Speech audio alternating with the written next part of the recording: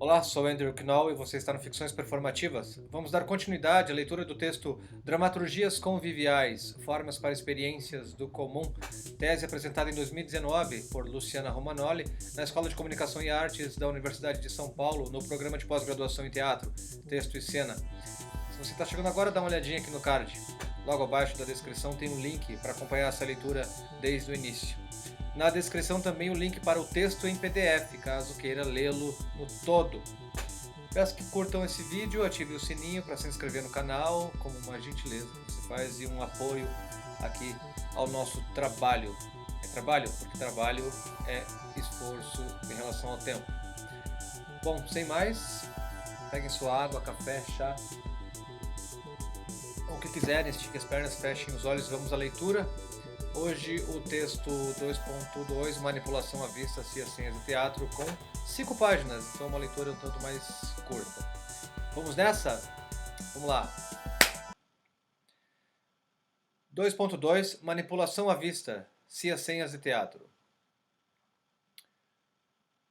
Assim como na trajetória do O Povo em Pé, a relação com o público no trabalho das Senhas começa como um desejo de aproximação e intimidade para o compartilhamento sensível, mas ganha, em consequência do contexto brasileiro, tonalidades políticas mais visíveis.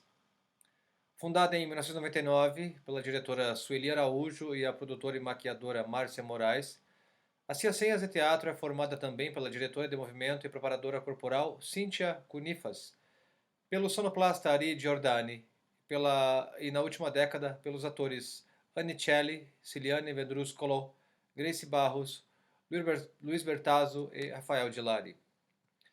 A implicação do espectador na dramaturgia, especialmente a partir de Delicadas Embalagens, de 2008, nota 133. O espetáculo estreou com Grace Barros, Luiz Bertazzo, Neto Machado e Patrícia Saravi. Estes dois últimos posteriormente saíram da companhia. A implicação do espectador na dramaturgia, especialmente a partir da obra Delicadas Embalagens, de 2008, inicialmente se concentra no endereçamento intensificado de olhares para os espectadores, gerando ora intimidade, ora constrangimento, mas sempre um reconhecimento mútuo das presenças de atores e espectadores e uma contaminação afetiva que pode se dar por cumplicidade, persuasão, sedução, manipulação, desafio, astúcia ou impostura, revelando o espelhamento entre criaturas ariscas, as que olham e as que são olhadas, com seu quinhão irracional e indomesticável. Para a pesquisadora Lígia Souza de Oliveira, essa dramaturgia do olhar, nota 184, em acepção distinta da empregada por Ana Paes, de 2004. Para a pesquisadora Lígia Souza de Oliveira, essa dramaturgia do olhar marca a poética das senhas e opera não no campo massivo do público, mas no um a um com cada espectador. O olhar é pessoal, diz Oliveira, em 2018. Mais do que isso, é uma forma de vincular as vulnerabilidades entre público e performers. Segundo a diretora Sueli Araújo, a gente tem as mesmas condições, os mesmos direitos de olhar para o espectador como ele olha para nós. É claro que estamos protegidos, mas também expostos por uma linha divisória entre realidade e ficção. Mas eu posso olhar de onde eu estiver para o espectador, eu posso ver as cores que usa, acompanhar a sua fisionomia durante o percurso, eu posso ver, e sempre tentando não julgar nada. Araújo, 2016. Na obra Circo Negro, espetáculo dirigido por Sueli Araújo a partir do texto homônimo do dramaturgo argentino Daniel Veronese, já vemos a relação incômoda que o elenco estabelece com o espectador por meio dos olhares que atravessam a disposição frontal palco-plateia, evidenciando condições de manipulação, exposição e risco inerentes à arte do ator e expondo a crueldade das pulsões humanas. Em uma cena-chave, os atores se viram de costas para a plateia e abaixam as calças, expondo suas bundas como alvos, enquanto são distribuídos ao público tomates para serem arremessados como parte do show. Há uma provocação do público para que execute uma reação perversa por automatismo, obediência. Entretanto, a dramaturgia sobrepõe outros sentidos a essa ação, à medida que o jogo metateatral alude a números circenses, como o show do domador e a hipnose, que se sustentam na dominação de um ser sobre outro, assim como nas interações entre atores e bonecos. O que resulta dessa tensão entre cada cena e a leitura que o conjunto delas propicia tensionamento próprio da costura dramatúrgica, é a explicitação das formas de manipulação e, consequentemente, sujeição. Por essa estratégia de efeitos autorreflexivos, a cena dos tomates demanda um posicionamento ético do espectador em convívio. A decisão em jogo é obedecer ou não à condução, considerando ou não as implicações éticas desse ato de violência e humilhação. Ao colocar os artistas sob risco de uma tomatada, a dramaturgia problematiza não no campo discursivo, mas no performático, incluída a performance do espectador, a responsabilidade dele por seus atos diante de uma obra de ficção e, poderíamos até dizer, considerando a encenação estilizada de um circo, de uma situação de entretenimento ou diversão. Cabe, então, ao sujeito que recebe o tomate responder também a uma questão implícita. A violência vale o riso? Ou melhor, a violência é risível? E, caso se demore um pouco mais no processo autorreflexivo, indagar-se sobre como responde às manipulações das formas espetaculares e das situações de dominação. Dessa maneira, a Cia Senhas complexifica a discussão ética sobre a manipulação do espectador, mostrando que ela se articula de maneira mais ampla com a dramaturgia do acontecimento, para além da condução do ato de participação específico e para além de um ideal de extinção das formas de manipulação, uma vez que pode se direcionar a uma tomada de consciência sobre o próprio processo de manipulação. Assim, a manipulação pode inclusive adquirir, por fim, o sentido ético de confrontar o espectador com suas decisões automatizadas e com sua própria obediência ou adesão, provocando-o a um olhar crítico sobre sua responsabilidade e sua possibilidade de autonomia em situações manipuladas. Na obra Homem-Piano, uma instalação para a memória, de 2010, solo conduzido pelo ator Luiz Bertazzo, será o primeiro trabalho da Cia Senhas em que a dramaturgia se abre a um convívio intenso entre artista e espectadores. Para que isso ocorresse, pesou o contato direto com a rua em duas frentes. Na pesquisa Narrativas Urbanas, iniciada em 2008, predecessora das narrativas urbanas na Terra Sem Lei, envolvendo performances em praças e outros espaços públicos, e no fato de ser a primeira peça da companhia criada na sede, a Rua São Francisco, fechada em 2018, que passava por um processo de revitalização ou gentrificação urbana. Nota 135. Sobre a vinda de classes médias para o centro, substituindo as classes populares que haviam permanecido na área enquanto ela estava deteriorada ou desvalorizada. Ver Bidu Zakariasen, Caterine, organização. O livro De Volta à Cidade, dos processos de gentrificação às políticas de revitalização dos centros urbanos. São Paulo, Ana Blume, 2007. E uma dica minha aqui do leitor, o livro Cidade em Chamas, de Cidade em Chamas, de Garth Risk Hallberg, uma ficção sobre Nova York de 1979 que retrata muito bem como pano de fundo processos de gentrificação, como esse aqui citado no corpo do texto. Retomando então sobre a obra Homem-Piano.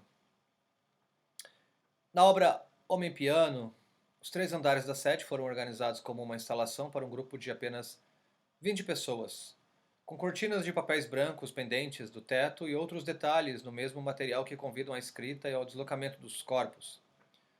Os espectadores são guiados por Bertazzo, que assume a persona de um desmemoriado, referência à notícia de jornal sobre um pianista desmemoriado encontrado em uma praia do Reino Unido em 2005. Clamando por memórias doadas, o crítico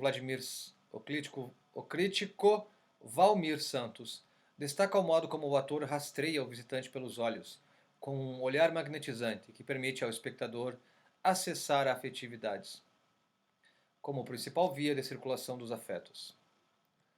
A sensação de um olhar magnetizante remete ao O Povo em Pé e sua guerrilha magnética e a noção de espaço imantado desenvolvida pela artista Lygia Pape, 1927-2004, e reformulada pelo pesquisador Francis Wilker como dizendo respeito à capacidade que uma ação do corpo no espaço tem de gerar fluxos que atraem novos corpos, construindo densidades e que podem se dispersar em seguida.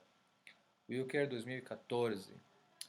Podemos constatar que tanto as ciacenhas quanto o povo em pé trabalham na construção desses espaços imantados para sustentar a atração, a atenção do espectador em proximidade e adensar o convívio, sendo a voz e o olhar dois ímãs dos mais importantes nessa relação sensorial, sensual, justamente dois objetos de pulsão parcial, escópico e vocal, respectivamente, segundo a psicanálise lacaniana.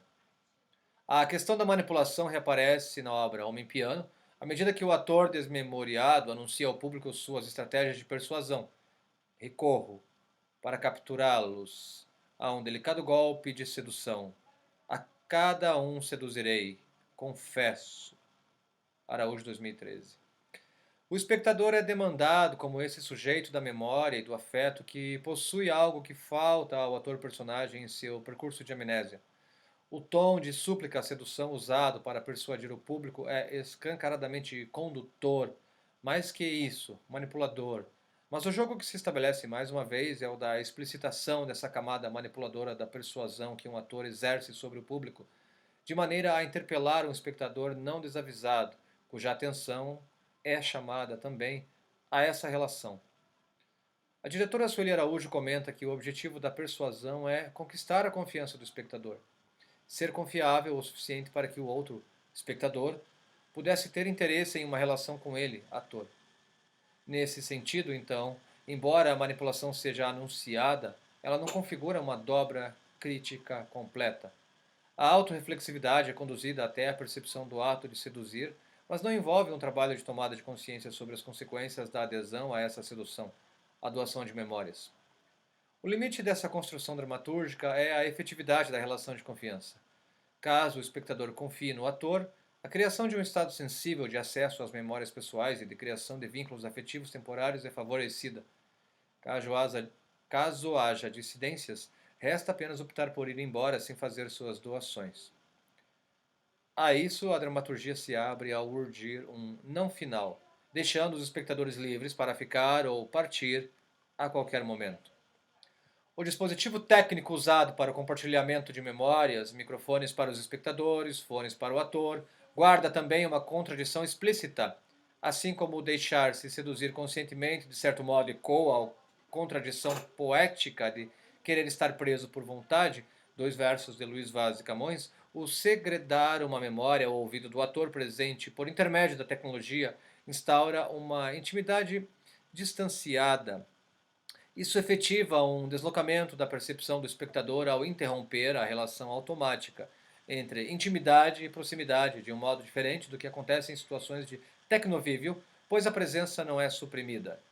O interessante é justamente essa tensão entre a suposta privacidade do dispositivo tecnológico, microfone, e a exposição diante do outro, ator.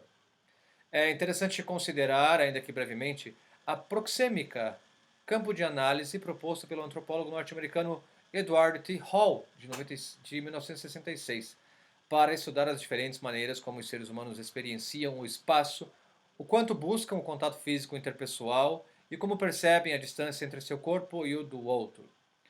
Com base na pesquisa da cultura norte-americana, o autor define e descreve 4 distâncias. A íntima, quando o corpo do outro está ao alcance das mãos, sob grande influência dos 5 sentidos, como no sexo e na luta. A pessoal, para a qual usa a metáfora da bolha protetora para a separação entre os corpos à distância de um braço, mais ou menos, ou seja, ainda sob o risco do alcance, embora já não se sinta o calor corporal do outro. A social, na qual já não há expectativa de toque, nem se distinguem os traços mais detalhados do rosto do outro. E a pública, que demanda ampliação da voz e dos gestos. Tais distâncias, contudo, variam de acordo com como cada cultura percebe o mundo sensível e com suas regras de conduta. Essa classificação prosêmica nos parece útil à vista do viewpoint, da relação espacial, definido por Anne Bogart e Tina Landau em função da distância entre corpos e objetos. Bogart diz o seguinte: quando nós tomamos consciência das possibilidades expressivas da relação espacial no palco, começamos a trabalhar de uma forma menos polida, mas mais dinâmica, as distâncias de extrema proximidade ou extrema separação. No original, when we became aware of the expressive possibilities of space relation on stage, we began working with less polite but more dynamic distances of extreme proximity or extreme separation. or extreme separation. Bogart, 2004. Podemos pensar que é próprio das dramaturgias conviviais uma passagem da distância pública, típica das convenções do teatro de palco italiano, por exemplo, ou mesmo da distância social, comum ao teatro que separa palco e plateia, também em configurações espaciais de sala alternativas, para uma distância pessoal, sob risco do toque, como nos trabalhos do O Povo em Pé e das Ciências, ou ainda íntima. O dispositivo do confessionário de memórias ao microfone em Homem Piano coloca a intenção justamente o que sejam os contornos dessas distâncias, solicitando de corpos que percorreram o percurso do espetáculo em distância pessoal que se afastem a uma distância social para realizar uma confissão íntima. É notável ainda nesse trabalho a coincidência com os espetáculos analisados do O Povo em Pé, tanto na sensibilização para o agora, quanto para os processos de memória, incluindo a problematização do que lembrar ou esquecer. Mais do que uma coincidência contingencial, esse interesse mútuo pelos temas revela a valorização da experiência do tempo, tão cara à corporeidade por sua condição de finitude como elemento-chave compartilhado no convívio teatral, e que, por isso, vem a ser uma questão significativa em dramaturgias conviviais. Ficamos por aqui. No próximo vídeo 221 sobre a obra Os Pálidos, da Cia Senha. Fiquem conosco, curtam o vídeo, ativem o sininho e vamos juntos. Paz e bem, a quem merece.